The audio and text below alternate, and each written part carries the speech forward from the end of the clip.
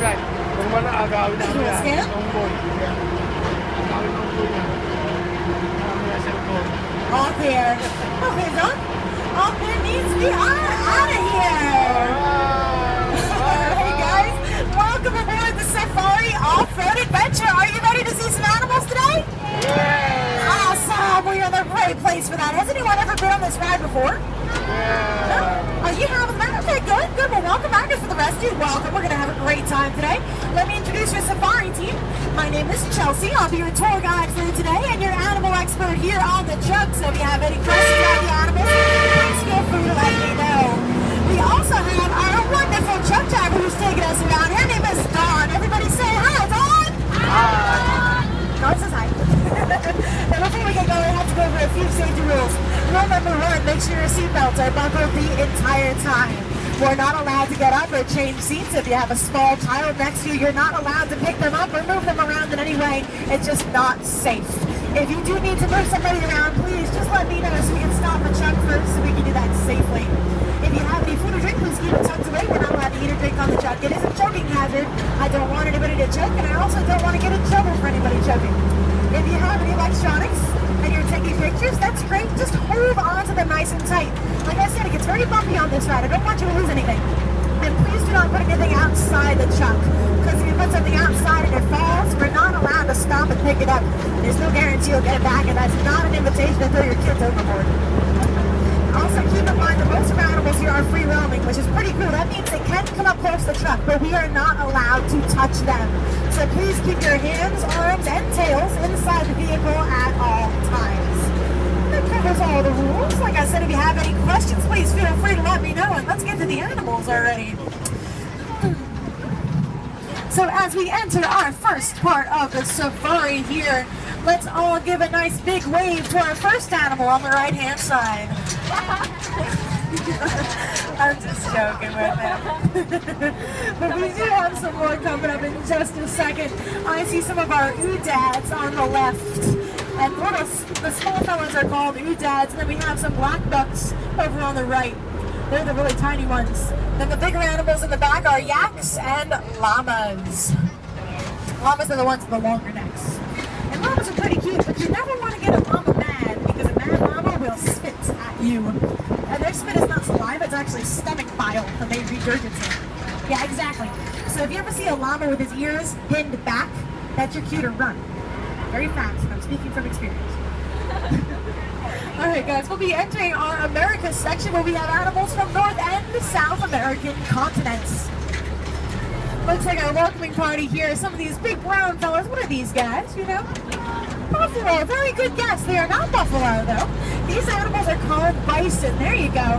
They're very easy to confuse the two. But buffalo are European and bison are American. So these are American bison.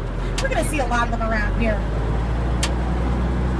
These bison can weigh over 2,000 pounds when fully grown, making them the largest animal on our continent. We also have some deer here too. These deer are called fallow deer, and they are close cousins of the white-tailed deer that we find here in New Jersey. But there's one really big difference between the white-tailed deer and these fallow deer. Can anybody spot the difference? There you go. They have spots. They don't lose their spots as they get older, like white-tailed deer do. And they were the inspiration for a very famous Disney deer by the name of...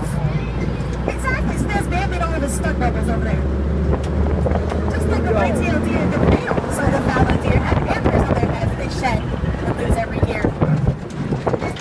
There's some more of our fallow deer hanging around. We also have some more of our bison too. Oh, there's a baby bison over on your right. We have quite a few babies. They start off at about 30 pounds. They have a lot of growing to do. There's a whole herd of bison here on your right. I heard a really bad joke the other day. What do these animals say when their sons go off to bed? Bye, son. I told you it was a bad joke. I warned you. Now you're also going to see a bird on your left-hand side. And I know what you're thinking. You're thinking ostrich. But no, it's not an ostrich. Good guess. Somebody's an eagle. Very good guess. But it's not an eagle. It's not an ostrich. It's actually called a rhea. And rheas are South American American flightless birds, cousins of the ostrich and the emu, that we're going to see a little bit later too.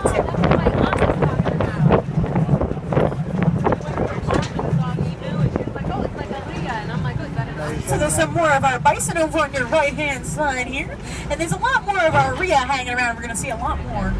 Now you can tell the difference between the male and the female rheas by looking at their necks. The boys have a black ring of feathers around their necks, and the girls don't. Now I personally think the female rheas, the girls, are some of the smartest animals in the entire world, and I'll tell you why. When they lay their eggs, they do something very funny. They'll actually stand up and they will walk away.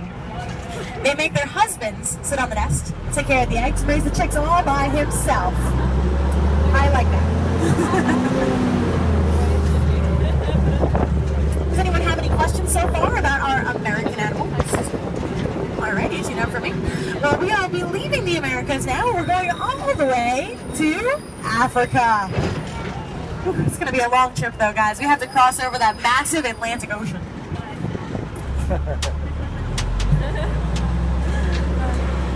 What do you think we're going to see here in Africa? Tigers are actually Asian. We're going to see them later. I'm not going to say that on the microphone. What do you think? Giraffes, definitely. What do you think? Zebras. Yeah, we're going to see giraffes, zebras, and rhinos and elephants. Definitely. And I see some ostrich, too, on your right. We're going to see a lot of ostrich around here, so don't you know if you didn't get a chance to snap a picture of them. You're going to be sick of ostrich by the end of the day. Just like every other, also flightless birds, they cannot fly. Oh boy, we got a lot going on here.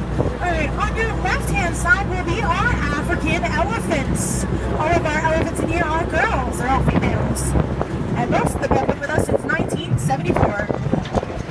We also have some of our zebras on your right-hand side, but we're going to see a lot more zebras later, so I'm not going to talk about them right now. I really want to talk about the elephants for a moment, because this is the only time we're going to see them. And we're getting really close, guys, here on your left. They have those big long chunks that are made of over 100,000 muscles. They can pick up something as small as a dime and move something as big as a tree with those chunks. Unfortunately, elephants are not doing so well out in the wild. They're often poached or killed illegally just for those white things that come out of their mouths. Does anyone know what those are called? Tusks. Tusks, very good. Tusks are made of ivory, which is what used to be in piano keys. Now, it's illegal to sell or trade anymore, but it's still very valuable on the black market. Last year alone, over 200,000 elephants were killed just for their tusks. So unfortunately, we're losing these animals very fast out in the wild. There are conservation efforts out in Africa to help stop the poachers and save the elephants, but it is very difficult. A lot of the nations where they are very impoverished. Yeah, guys, if you have your hands or head on the rail, just keep your head off it, because Dawn's going to be hitting some bumps, and I want you to hit your shit. Thanks, Dawn. Yeah, that's it. We like our tongues and our mouths. We can see some more of our elephants here on the left. Pretty close now. They're also very intelligent animals, too. They have a very good memory. They can solve puzzles. They're one of the very few animal species that once they're dead, too, which shows a huge level of intelligence. Coming up on our right-hand side, we'll see our white rhinoceros. Rhinos are named after the beautiful horn that's on their noses. The prefix rhine actually means nose. And those horns are made of keratin, which is the same stuff that you can find in your hair, as well as your fingernails, too. Just like elephants are poached for their tusks, rhinos are poached for their horns. 1 pound of rhino horn can fetch up to $50,000 on the black market. So because of that, they're often poached, and because of poaching, every species of rhino is endangered, if not critically endangered out in the wild. So just like the elephants, we're also losing those animals very, very fast. Does anybody know, how do you stop a rhinoceros or an elephant from charging? Run. You take away his credit card. Okay, somebody's laughing. Alright, on your right-hand side, you'll see a lot more of our zebras, or if you're European, you would say zebra. Closer to us, we have one of our water buffaloes here. We have 2 females. Their names are Wanda and Princess Leia, like from Star Wars. Okay, we've rarely ever seen them on the land here. That kind of surprised me. There's one right here. There's one coming up by the zebras as well. And we also do have a lot more ostrich in here. I told you we'd have a lot more.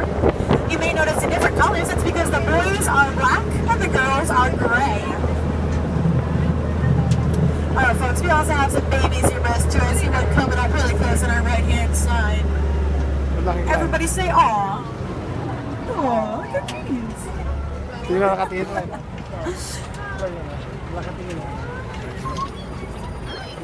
When a baby zebra is born, she'll memorize the stripe pattern of her mom, and mom will memorize the stripe pattern of her baby. That way, they can identify themselves in a herd. No two zebras have the same stripes, just like our human fingerprints are unique to us.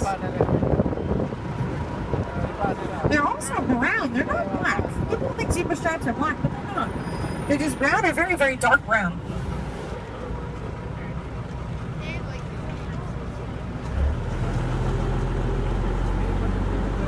And the reason why zebras have those stripes is actually for camouflage. When they hang out in a big group together, it's very hard for a predator to pick out one zebra and then target and attack. The same reason fish swim in schools to kind of confuse the predators. And you may be able to see that yourself if you try to pick out one individual zebra from this group up here. It's kind of confusing. Fun fact, a river zebras like this is called a dazzle. There's also another fella in the middle of the zebras here who's black in color, he has a white rump. His name is a sable antelope, and you do not want to mess with a sable antelope. They are preyed upon by African lions out in the wild. So let me ask you guys, if you saw a lion that wanted to eat you, would you fight him or would you run away? Okay, well you're crazy. But most logical animals would run away. But that antelope is like you. He'll actually try to fight the lion, which I think is crazy. Does anybody have any questions so far? Alright, well we are now entering our wild plains, where we're going to see a lot more of our African animals. We also have some baby animals here too, so hopefully we'll see some of them as well. We're also going to see some more of our ostrich. Like I said, we're going to see plenty of them. And some peacocks too, so keep your eyes and ears open for our peacocks.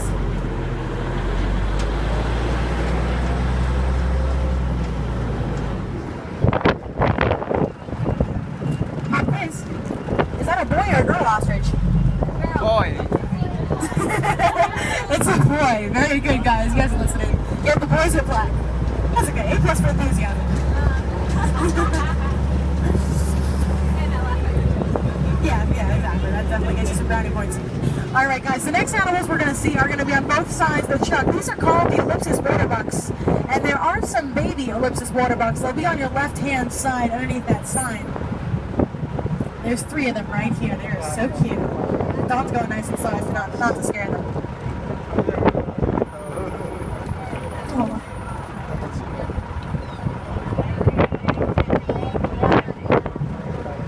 Now in Latin, ellipsis means circle. So can you see why they're called that? Yeah, take a look at their rear ends. They have that big circle marking on their butts. You might be able to see a little better on this guy on the right too.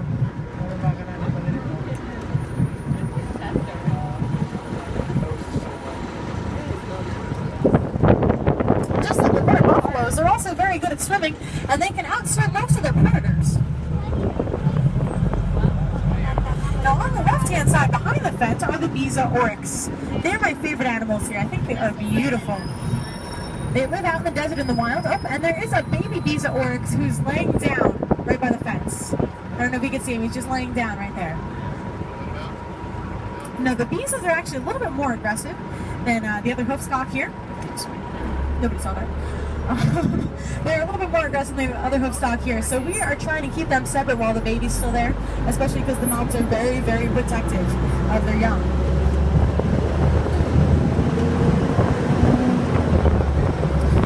On your right-hand side, there's a big tan animal, and they're called the common elands. They are the largest antelope species in the world. They can reach speeds up to 40 miles an hour, and they can jump 6.5 feet in the air. Now both the males and the females have horns on their heads, but we only have one male in here, one boy, because they're kind of aggressive towards the males. We actually used to have a sign that had a picture of a male eland on it, but our male thought the picture was a threat, so he kept running into our sign and breaking it. So now we don't have a sign. Also on your right-hand side, way in the back by the bar, you'll see some white animals called the Dama gazelles. They kind of look like big toasted marshmallows. The Dama gazelles are the